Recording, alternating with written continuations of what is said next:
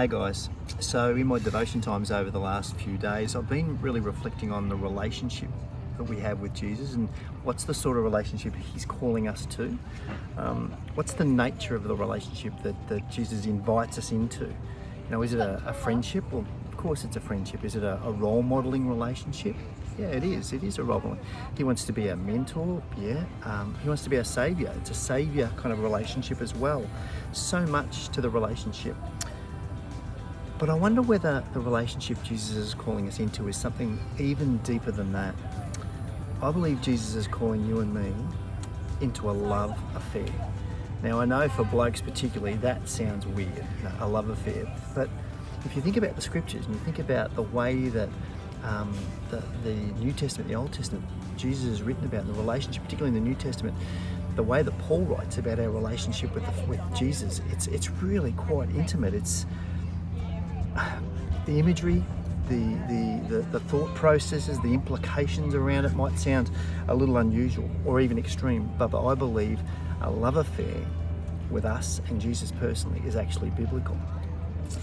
Through the scriptures, God uses intimate language to talk about this relationship that he has with people. In the Old Testament, God he uses references around adultery when people put other things before him. When the relationship goes to other places and not God, he calls that adultery. And in the New Testament, he could have used any label in reference to his church. He could have called his church the acquaintance or admirers or religious associates, but instead he calls the church his bride. There's no more intimate relationship that you can have. There's a bride and a groom.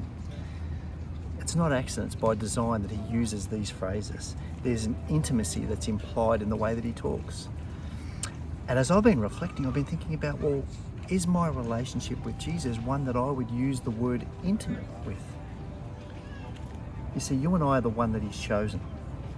We're the ones that he desires to know in intimate ways. And he wants us to know him in intimate ways too. Jesus could have stayed in the luxury and the comfort of heaven and had a long distance relationship with you and I. But he chose to be intimate and to come and to be. He chose to draw near.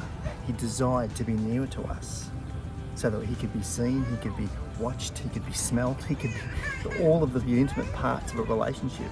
He embraced and wanted that for us with him. And he invited people then, and he invites us now to move into that intimate space. So, I know most of you who are listening to this, have a relationship with Jesus, but I guess I want us to really go there and say, well, is it? Would I describe it as intimate? Intimacy is knowing and being known. Intimacy is pursuing and being pursued. Intimacy is discovering and being discovered. Intimacy is listening and being listened to. Does that reflect your relationship with Jesus? Because I know for me, I've been challenged about some of that. Intimacy is the very nature of Jesus, and he wants us to have a relationship that expresses that very nature. I want to leave you with Psalm 139. I guess that's a psalm where King David is unpacking this whole concept and really, I guess, reflecting on that himself. What does it mean to have an intimate relationship? And so let me just read some of Psalm 139 for you to think about. David says this, he says, "O Lord, you have examined my heart and you know everything about me. You know when I sit down and stand up, you know my thoughts, even when I'm far away. You see me when I travel, when I rest at home. You know everything I do. You know what I'm going to say, even before I say it, Lord. You go before me and follow me. You place your hand of blessing on my head. Such knowledge is too wonderful for me. It's too great to understand," David says. "I can never escape from your spirit. I can never get away from your presence. If I go up to the heaven, you're there. If I go down to the grave, you are there. If I ride the wings of the morning, if I dwell in the furthest ocean, even there your hand will guide me and your strength will support me." He's saying, this is my intimate relationship with you. If I ride the wings of the morning, if I dwell in the farthest oceans, even there, God, your hand will guide me. Your strength will support me. David understands intimacy.